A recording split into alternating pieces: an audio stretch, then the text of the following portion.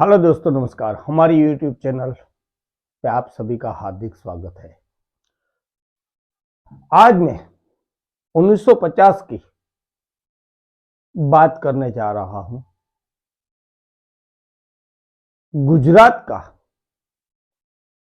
वो नौजवान जो खेलकूद में कई मेडल पा चुके थे और सबसे बेहतर परफॉर्मेंस करने वाला कैसे लुटेरा बना था।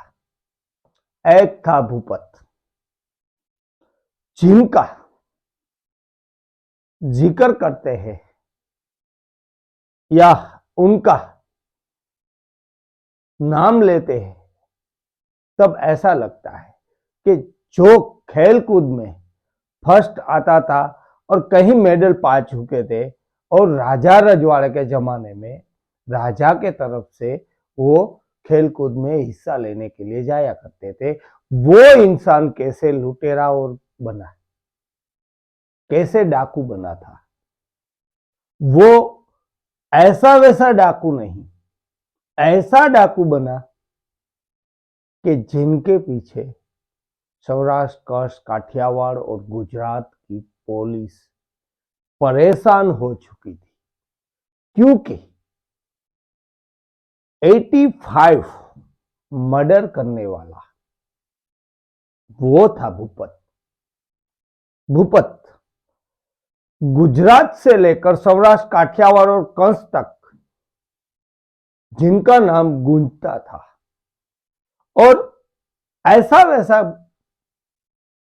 नहीं, मगर वो 3 साथियों के साथ भूपत जब भी कोई कांड करने जाता था या कोई काम करने के लिए जाता था तो वो तीनों साथियों के साथ मिलकर निकलता था। तभी 4 साल तक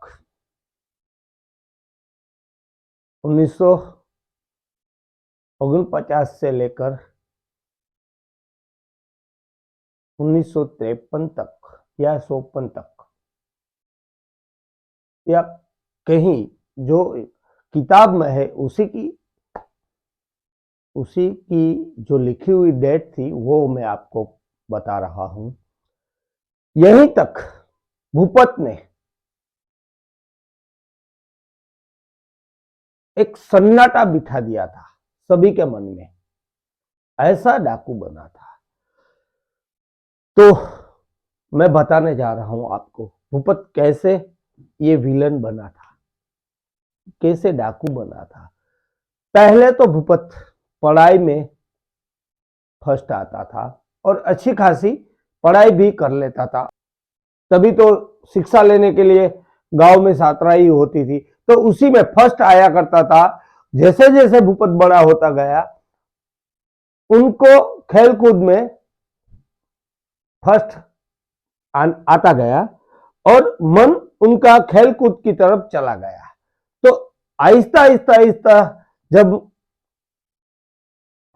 बड़ा हुआ और थोड़े अंतराल के बाद एक राजा साहेब था, उसी की तरफ से भूपत खेलकूद में हिस्सा लिया करता था और फर्स्ट आया करता था। जैसे जैसे थोड़ा अंतराल हुआ, भूपत का एक फ्रेंड था, उसी का मर्डर हुआ। फिर थोड़े अंतराल के बाद भूपत ने ठान ली कि मैं उसी का बदला लूंगा। उसने एक गैंग बनवाई और नवलखा महल था, उसी की महल की तरफ भूपत चला और भूपत ने पहली लूट वहां से चालू की थी। और भूपत ने कभी भी महिला या बेटियां को कभी लूटा नहीं था। एक सत्य रियल घटना है, मैं आपको बता रहा हूं। भूपत एक दिन लूट करने के लिए चला गया और एक महल में गया और वहां देखा तो औरतें ही थी, लड़कियां ही थी, बहुत सारे जवेरात भी पहने हुए थे। तो चीखने चिल्लाने लगी। भूपत ने कहा, माँ बहन बेटियां, मैं आप सभी का आदर करता हूं, मैं आप सभी का मान सम्मान करता हूं, मैं कभी भी औरतों पे अत्याचार नहीं करता हूं। इसीलिए आपने जो जवेरात पहने हैं मैं नहीं लूटूंगा। और ऐसा करते ही बुजुर्ग दादी थी, उसी ने कहा, आपको चाहिए तो मैं जवेरात उतार के आपको दे सकती हूं या मैं आपको दे दूं।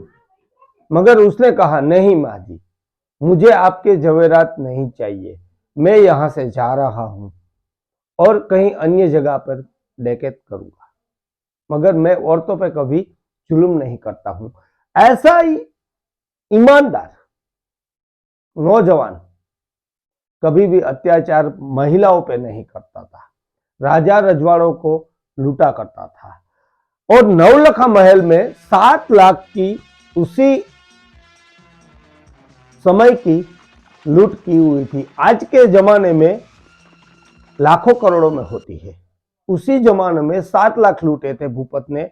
और भूपत को ढूंढने के लिए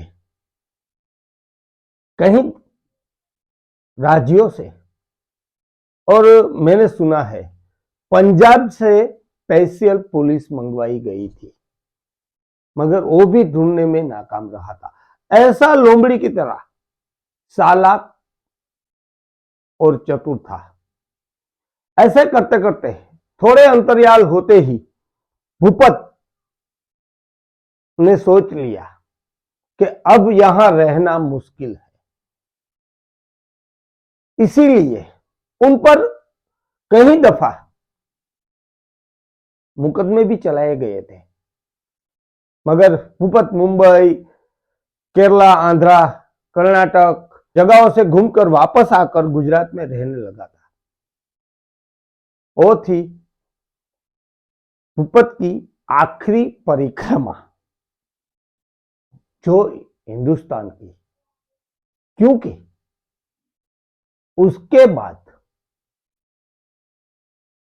जिस राजा के सहारे जिया करता था भूपत, और जो राजा था वो उसको बचाया करता था, उसकी कहीं कारण सर उसने आत्महत्या कर ली।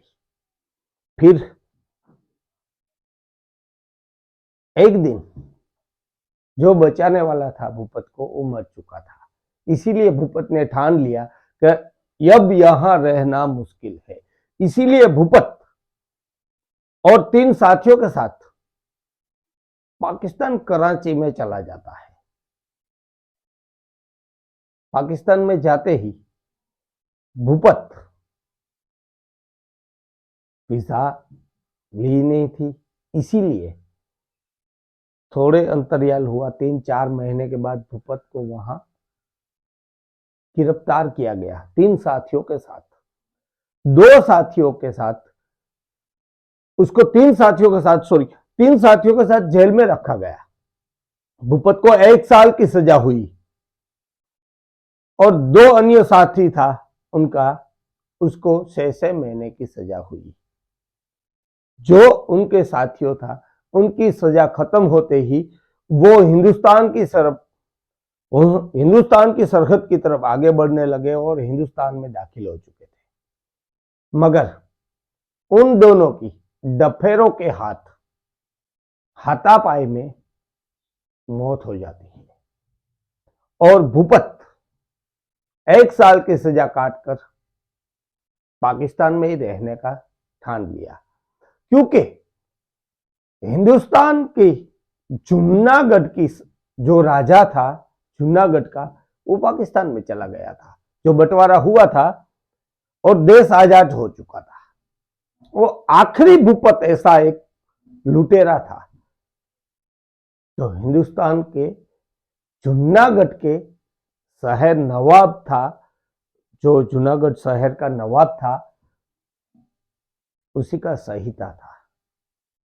तो उनकी तरफ से ये लड़ा करता था और रहा करता था उनके राज में। तो उनके हिसाब से पाकिस्तान में रहने की वीजा मिल गई और उसने शादी कर ली और वो बंटवारे के कारण पाकिस्तान में चला गया था। उसी के साथ शादी करके भूपत पाकिस्तान में रहने लगा और आखिरी सांस भूपत ने 2006 में ली थी। 2006 में उसका इंतहान हो चुका था, मर चुका था। उसकी कब्र पे गुजराती में लिखावट की हुई आज भी कराची में, पाकिस्तान में मौजूद है। भूपत क्यों ऐसा कदम उठाया था और किस लिए गुंडा बना था? क्योंकि चाहते लोगों को चाहते चाहते उसकी चाहत ऐसी बढ़ गई थी। कहावत है ना कि दोस्तों में जान होती है। जो दोस्त चाहता होता है उसी को कोई परेशान करते हैं तो जो निडर होता है वो जुल्म सहन नहीं कर पाते। इसीलिए और उसने इसलिए कदम भी उठाया था कि वो अत्याचार देख नहीं सकता था, इसीलिए। और मुझे आपके पास ऐसी कोई भी हिस्ट्री या कोई अन्य क्वेश्चन आपके मन में हो तो मुझे कमेंट बॉक्स में जरूर कहिए। तब तक के लिए मुझे इजाजत दीजिए। मैं आपके समक्ष फिर से एक नई कहानी लेके आऊंगा। तब तक के लिए नमस्कार।